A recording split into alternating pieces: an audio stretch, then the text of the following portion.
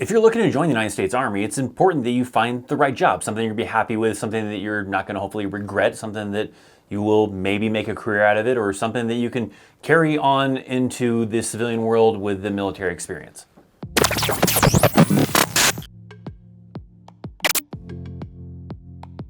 Your job in the United States Army is known as an MOS, which stands for Military Occupational Specialty. Now, there are a lot of jobs, a lot of MOSs in the Army. In fact, the Army is the only one that actually lets you pick the exact job that you want to do as long as you qualify, and there is also availability for that MOS.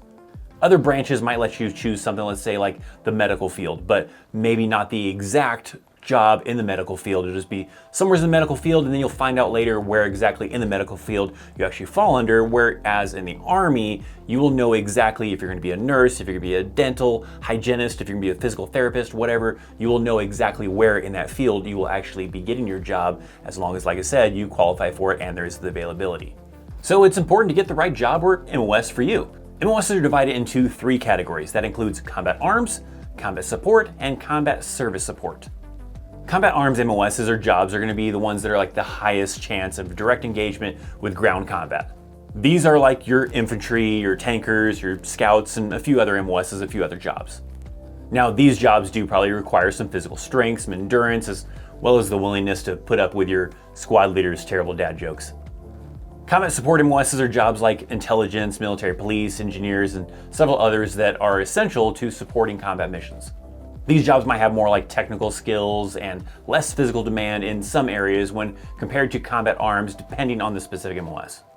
The combat service support MOSs include jobs like transportation, finance, medical, and several others. Some of these jobs can be more of like an office type of role, but things like transportation and others do have some physical demand and other hazards that go along with them. Now, some of these MOSs do fall under several categories though. A good example of that is engineers, as they fall under combat arms and combat support since they perform combat missions as well as support missions. There are other MOSs that are like that as well though.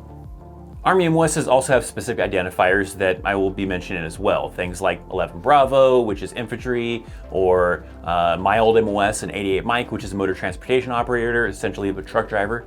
When trying to find an MOS or a job that is best for you in the Army, you want to think about like your interests. What is a job on the civilian side that would be ultimately something you would like to do? In many cases, there is probably an Army version of that job. Now, some people though, they pick their MOS based on something that they would actually enjoy doing, but not necessarily something that they see as a career that they want to do on the civilian side. Maybe, a good example of that would be something like someone who chooses the MOS of an 11 Bravo as an infantryman. That might not be something that they want to do or chase after, a career on the civilian side, but something they feel would be, a fun experience doing some weapon stuff and learning tactics.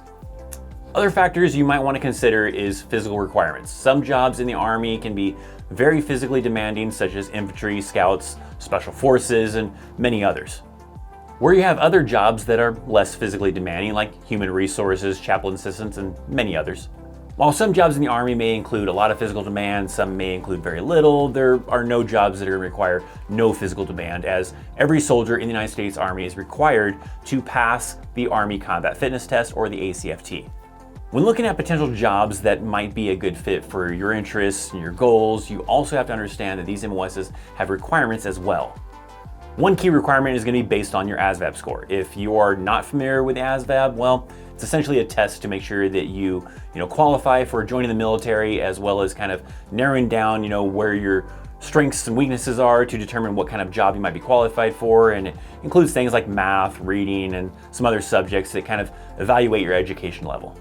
Some jobs require you to receive a specific score or higher in a specific topic of the ASVAB. As an example of that, a 31 Bravo MOS, which is in military police, that requires a 91 or higher in the skilled technical section of the ASVAB. There can be other requirements for an MOS, such as physical things too. Being colorblind can reduce your options. You could be too tall or too short for a specific MOS. There are several things. In fact, when I was trying to join the Army and I wanted to be a mechanic, being colorblind actually eliminated me from being able to do that MOS. For some jobs, you might also have to be a US citizen. Commonly, jobs that require you to have a secret clearance will require you to be a US citizen before you can join. Also, if you want to be an officer in the United States Army, you're also going to need to be a US citizen. So when you have narrowed down the MOSs you might be interested in and understand the qualifications for that MOS, you need to know that there is a such thing as availability of that MOS. Some MOSs have a lot of availability and maybe even to the point that they will offer you a cash bonus to get you into that MOS. Other cases, there is little to no availability and it prevents you from being able to get that MOS even though you qualify for it. A couple of common MOSs I've seen in that scenario would be like a 31 kilo, which is a military dog handler, and a 12 mic, which is a firefighter. These jobs are high in demand and only have a select number of slots to fill, so at times it can be very difficult to get these MOSs. Now, all jobs in the United States Army require a soldier to complete 10 weeks of basic training. That might be done in a dedicated basic training location or from OSIT, which stands for One Station Unit Training. After that initial 10 weeks, a soldier will then learn how to do their job or their MOS. That'll come via AIT or Advanced Individual Training. This could be done at the same location as their basic training or at a different location. For some MOSs like 11 Bravo Infantry, 19 Kilo Tankers, and a few others, they do OSIT, so they will have their basic training and AIT rolled in together. Hence the name One Station Unit Training, OSIT, because it's all at one location. The length of the MOS training will vary. It could be as short as maybe like 5 weeks, or it could be a year or more. Typically now, MOS schools that are longer will also probably come with longer contract requirements. So instead of like an option for a 2 or a 4-year contract, it might require you to sign like a 6 or 8-year contract in the Army. Just remember, even if you sign, let's say like a 4-year contract, you are still obligated for 8 years total.